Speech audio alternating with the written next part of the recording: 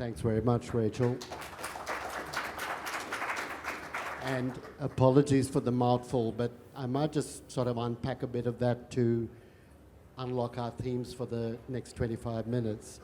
So, Laggard, our leader, I don't think we're going to have a definitive answer, but like the rest of the globe, we're at an inflection point in terms of regulation of crypto assets, and we thought it would be a good opportunity to have two reputable exchanges, Australian going global and global in Australia, to talk about the regulatory context from their particular perspectives.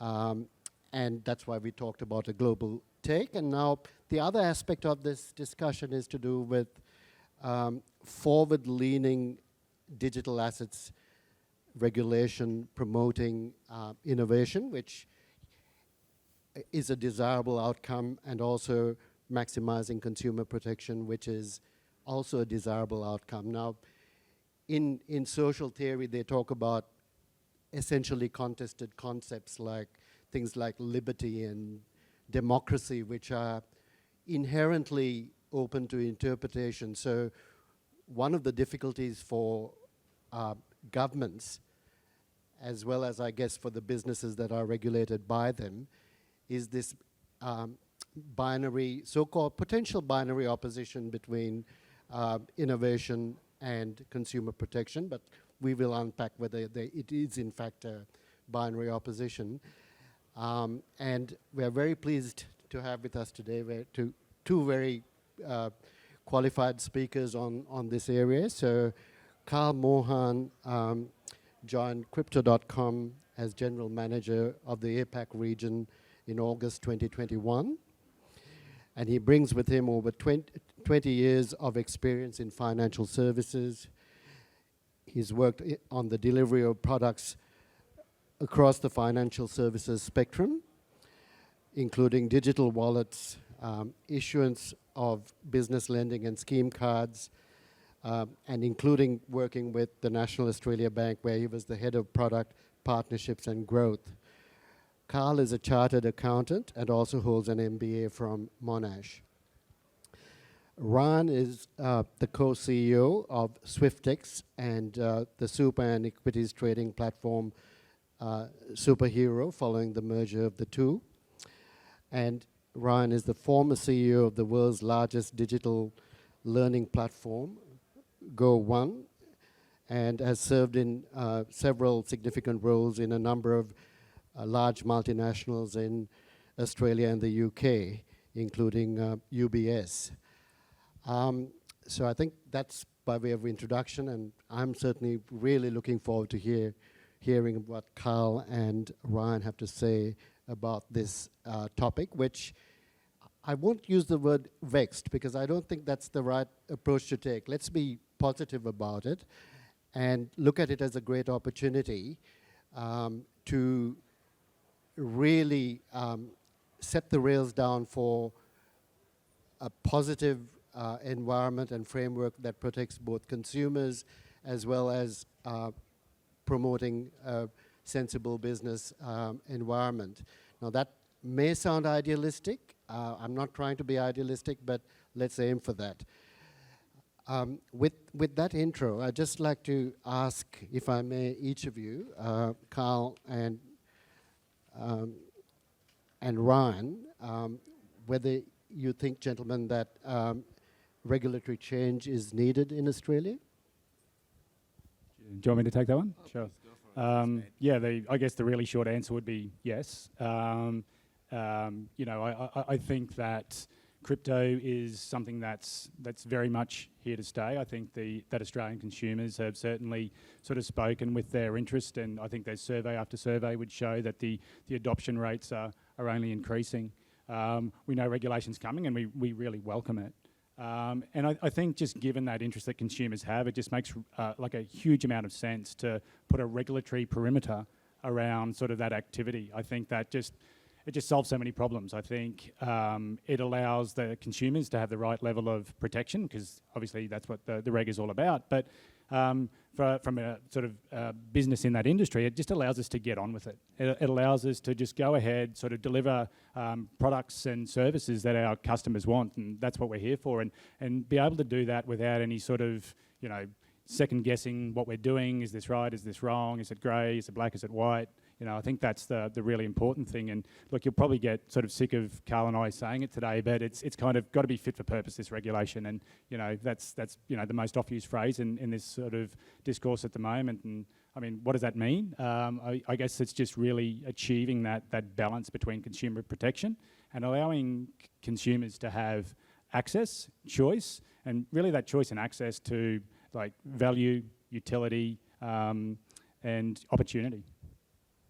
Thanks, Ryan. Carl?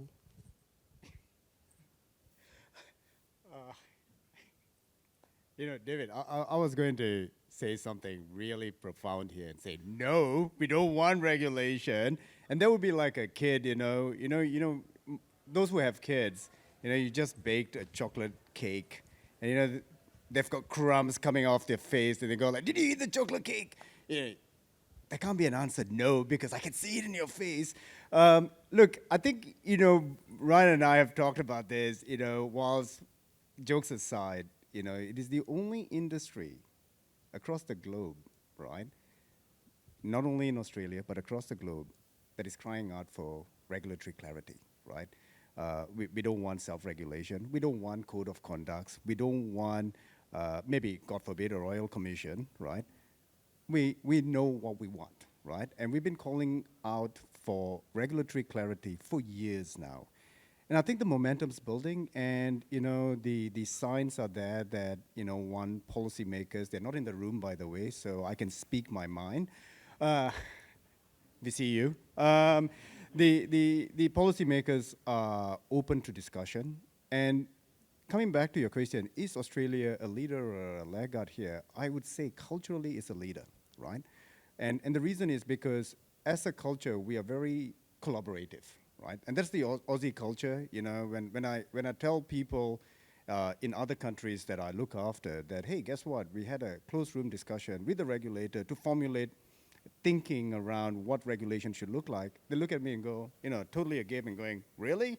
You mean to say that they didn't just give you a policy paper and say, this is what's happening? No, that's not our culture, right? So I think it is hitting the right track, David, and I think we're going to have a very good 2023. Thank you. That's really fantastic to hear and very positive and encouraging. Now, I spoke in the introduction about potentially a tension between consumer protection and innovation and businesses pushing on to do new things. Could I ask each of you to just talk generally about that, if I may? Yeah, sure. To the extent that there's tension between, I guess, regulators who are sort of driving consumer protection and innovators, I think actually that's almost a must. I think that we only get to the right result for consumers if you've got that level of tension, right? And the right result for consumers is what both sides want. We want to deliver value. Regulators want to protect consumers in sort of that delivery. So I think it is true that certain sorts of innovation just going unchecked can lead to unintended consequences. I think some of these innovators are off trying to drive value for their customers, and whilst most of them have the consumer's best interest at heart, without the checks and balances of that regulator sort of setting the guardrails, then things can go wrong. And like crypto is potentially one of those spaces. I think that the perfect union of regulation and innovation provides the perfect product, and I think that's the utopia that we'd all be looking for.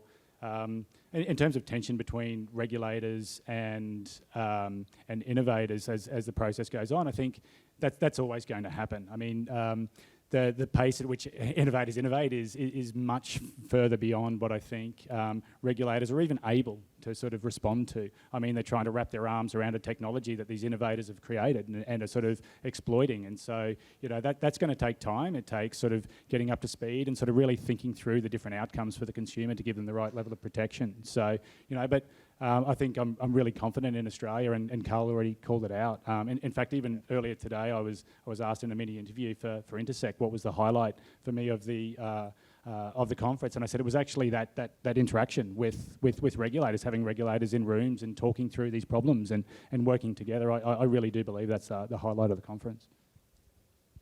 David, I want to pick up on consumer protection a little bit, right? And I like to tell a story, and it's a story of my dad, right?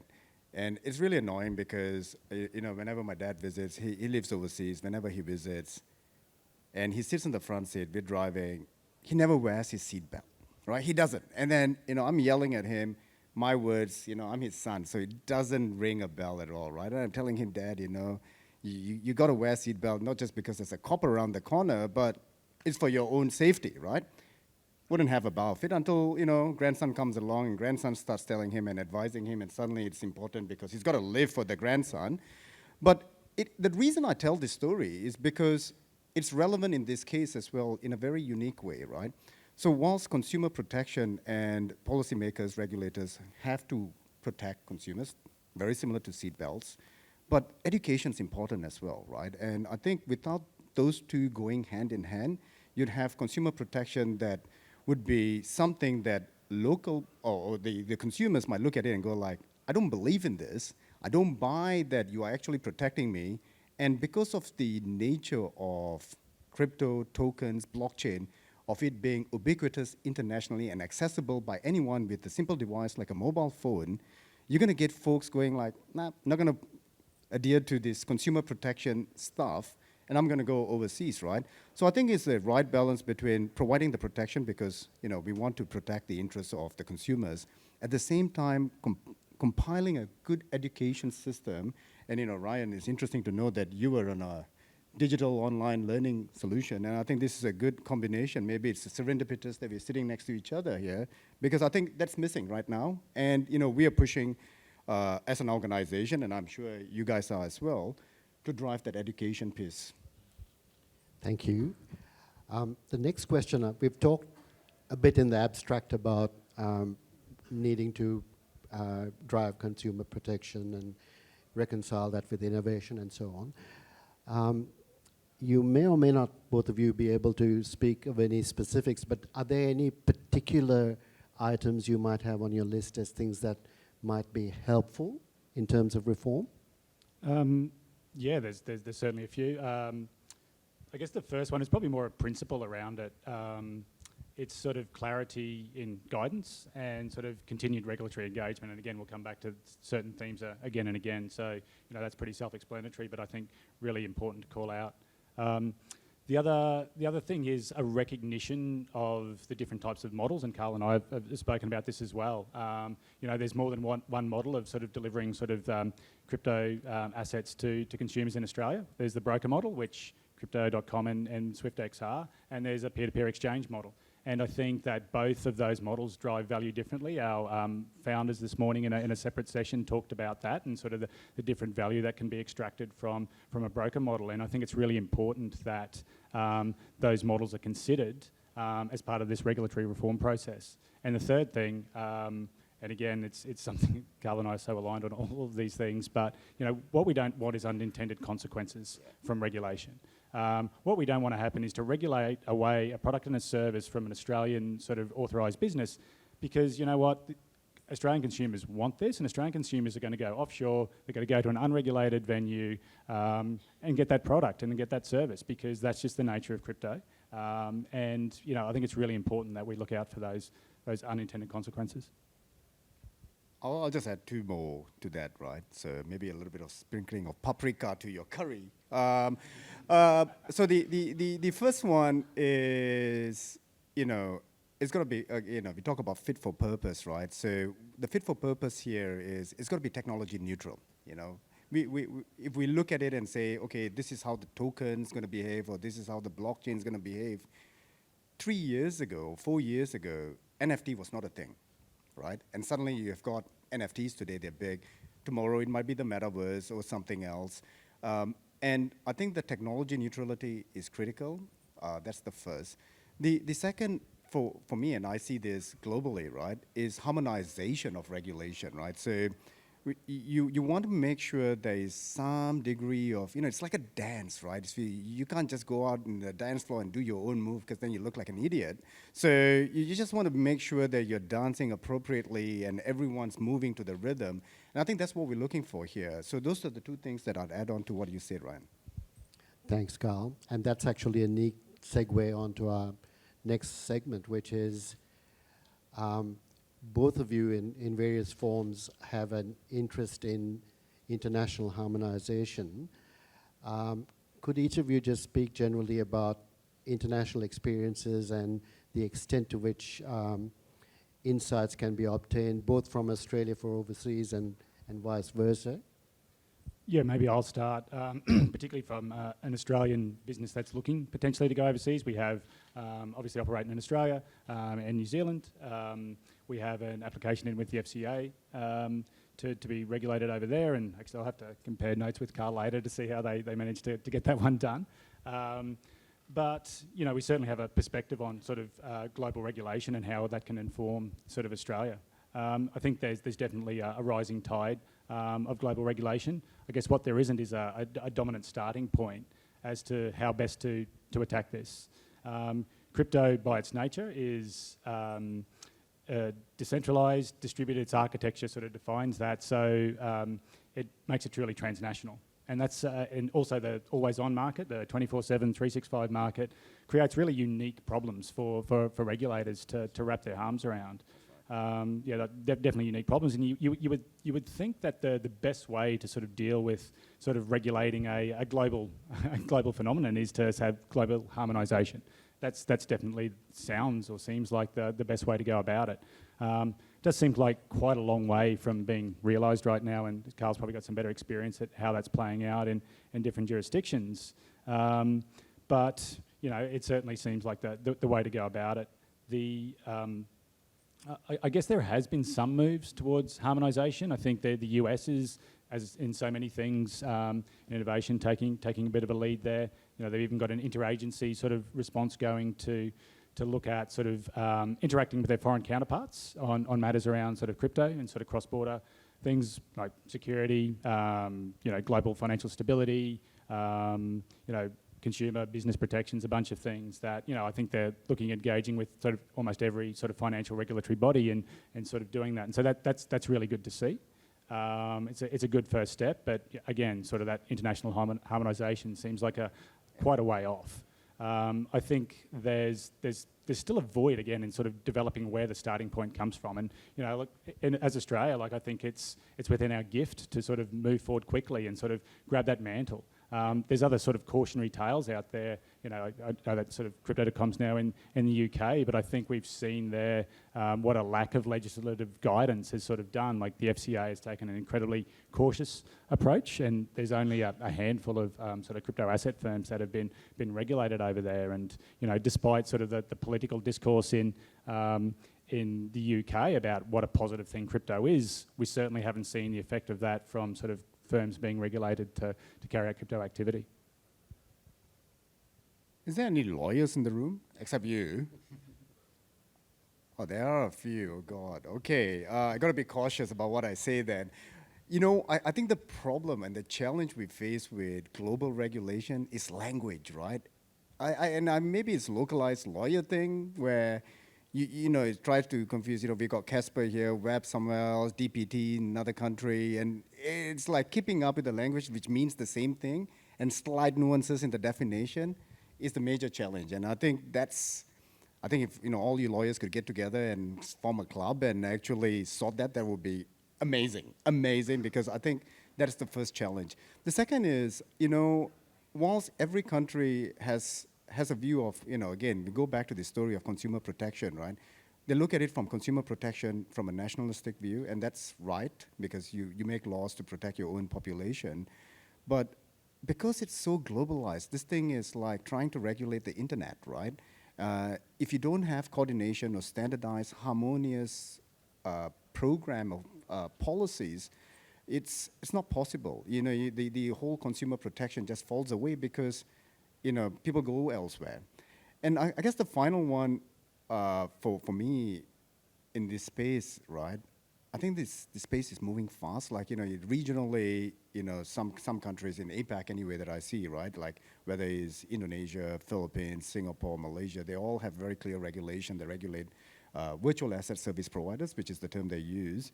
And, I would like Australia to drive faster because, we clearly have a very robust ecosystem in the market. We have a very clear, again, policymakers, regulators that want to move as well. And there's this good collaboration between industry and regulators, right? So I think the ingredients are there. And, my view is let's get on with it. Thanks, Carl.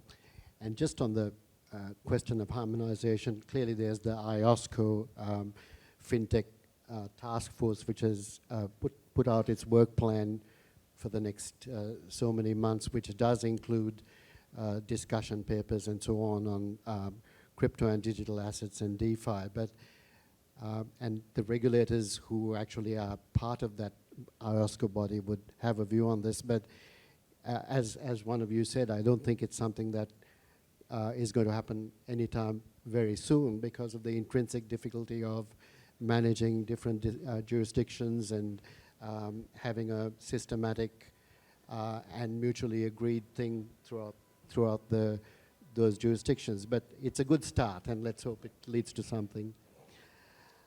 I'll just check the time. It's 7 minutes to 4. So, gentlemen, are there any other comments you want to make before we throw it open to questions? We were just talking, we're going to make a cheeky comment. I think AFL's a better sport than NRL, but... we were trying to find some ground on which we didn't agree, and sort of we sponsored the NRL, Crypto.com's got the AFL, so we're certainly at odds on that one. Yeah. And of course, being a Melbourneian, AFL's a better sport, by the way. Well, we might throw it open for questions then. I think there's a roving mic there, so if you could kindly raise your hand. We have one question. Thank you. Yeah, so I just wanted to ask, obviously, if you go onto crypto Twitter and you spend 20 minutes there, you'll probably see the turn of phrase, not your keys, not your coin. And I just wanted to find out your guys' opinion on addressing the right to self-sovereignty as a part of regulation. So being able to have your own private keys and having custody of your own crypto assets. Oh, let me answer this, right? So I think you got to have, again, two parts, right? So you're right. The sophisticated crypto user will grasp onto that phrase and say, yes, I can manage myself, I can do all of that. But the average person, especially in the last 12, 18 months, we've seen a huge uptake in the mainstream adoption of crypto. Whilst self-custody and self-management of your tokens is great, the safekeeping of that becomes problematic as well after that, right? Do the users know how to manage those keys post, let's say, if you store it into a cold wallet, are you going to fall into a scam that is going to release your keys later on? There's so many things you got to think about, right? The alternative is today, back in the day, maybe I'm showing my age, you used to get your share certificates. Nobody sees share certificates today, right?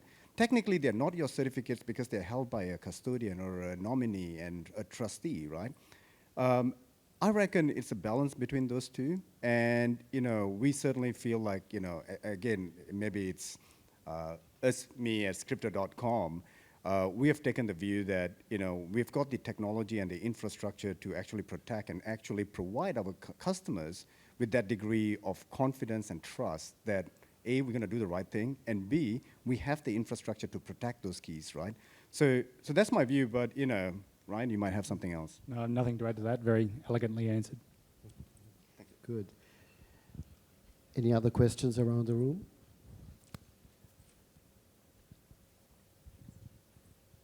Carl, I just wanted to go back to your comment for the lawyers to just get together and deal with it. And I'm not a lawyer, I'm not practicing as a lawyer. Looking internationally, in a lot of areas of financial regulation, the governments in the US and Europe don't agree with each other. And then when you try to, so I guess you can either follow one or the other, or you can create a bit of a camel that's somewhere in between. Do you think that is a challenge that faces crypto regulation? And if so, do you have any ideas on how to solve that problem? It's a great question. I guess it was one that we were sort of speaking to earlier. I guess that sort of that difficulty in sort of aligning harmoniously across the globe is I think this is one that's going to persist for a while. I think that you've got different interests in different jurisdictions as well. In the US, there's a whole sort of like who's got jurisdiction over what? Like there's sort of infighting about that. Like, am I regulating that? Is he regulating that? In Europe, I mean, they're trying to cater to 27 or whatever the number is, different member states, and sort of it's almost like a bargain that's going around and sort of horse trading, and you know, each different jurisdiction is going to have its own perspective of that, and I think that's a challenge that I wish I knew the answer to. I think it's one that, like, I'd like to think that a really dominant, effective regime comes in a country and everybody sort of gradually goes, yeah, actually, you know what, that is working really effectively. But maybe I'm a bit too optimistic on that one. Thanks, Ryan. I'm going to just add a little bit to that, right? Yeah, I don't like camels. I think they scare me. They do, unfortunately. I've been to Broome and it scares me. So I think the Europeans and the Americans have got a very different model. You know, in the US, again, you know, each state has got its own program, so it's state-based as well, right? But I want to come back to Australia, right? Because, you know, here's where the country I live in, and I believe in it. And I think we've got the right ingredients because we've shaped our own destiny since day one, right? And I think we have the ingredients to do that, and to do that in a way that creates and strikes the right balance. Now, the second thing that, you know, why I feel strongly that we can do it as well is because as an island nation, we're dependent on also creating an industry that exports internationally. You know, you guys, SwiftX is a good example, expanding internationally, and we want to support that, right? And also bring in international, this is a plug-in, international innovation into the country. And that's been the story of our island nation. And did we look up to the Europeans? Maybe a little bit. Did we look up to the Americans? Maybe a little bit. But we created our own path, and I think that's where we should be heading. And the second part to that as well is the degree of collaboration between policymakers and regulators with industry doesn't really exist. I mean, there's lobby groups that do that in the US and Europe, right? But here, you know, you get to have a direct conversation with the policymakers. So I sense, this is me being the eternal optimist, we'll find the right balance. Great. I think there was one question over there, the final question. Do I have to stand up? No. Hi, my name is Edwin. I'm the head of legal at CoinJar. Carl, just wanted to refer to a previous comment. You said we should get on with, get on with it, regulatory clarity, all that stuff. But I suppose, isn't the reason why we don't have regulatory clarity is because it's a very tough subject, and getting the settings wrong could just kill innovation. It could kill all exchanges in Australia overnight. And I guess, to me, it's not really a bad thing that like Treasury is trying to get it right, start from the basics all over again. Is it such a bad thing if it take another 2 to 3 years to get that clarity? And maybe in the meantime, maybe what we really need is some kind of no action letter or something by the regulator, like what they do in California, for example, while we wait. Do you want that one? I think actually it's a good suggestion actually, and I guess I spoke earlier about that tension between regulation and innovation and the problems that causes. But I think perhaps that sort of idea of a regulatory sandbox might be something that works well. That sort of gives a temporary license to continue to operate while we really work this stuff out. On the flip side, I guess I would say that the longer that we take to act, the further behind we might get. Like maybe somebody else is going to steal a march on us, and sort of they become the template. They become the crypto hub. It's all about balance, and you know I think if we're all pulling in the same direction, I think we'll get the right answer. I'm going to say this not because the policymakers are in the room, but it's just my own life principle, right? Look, I take a different view because I think, you know, if I look at that reasoning, right? That 2 years, let's take our time.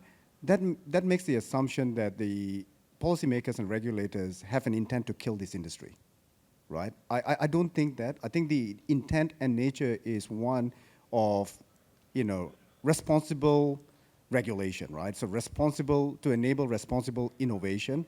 So again, I think this thing could be done and dusted in 3 months if we put our minds to it. I mean, as a nation, we've done it before, right? Let's get on with it, right? So that's my call to action. Let's get on with it. Let's get together. Sorry, I'm just going to take 1 minute, right? So if you think about how the country was built, it was not people debating things. They just got on and got shit done, right? That's how the country was built. And I think, we spend so much time because maybe of, international influence or whatever. And I reckon, we've got all the right ingredients in the nation. We've got all the right brains in the nation, right? We just got to get together and just agree with it. And maybe it'll not be perfect. Maybe it'll be a camel, but at least the camel moves. And we've already got a framework in the AFSL. Yeah, totally. Fantastic. Maybe Well, that's why I'm the lawyer, you're the CEO. on that positive note, we have to come to an end. Thank you very much. Please join me in thanking Carl Mohan and Ryan Parsons for a very illuminating discussion. Thank you both. Thanks a lot, David. you.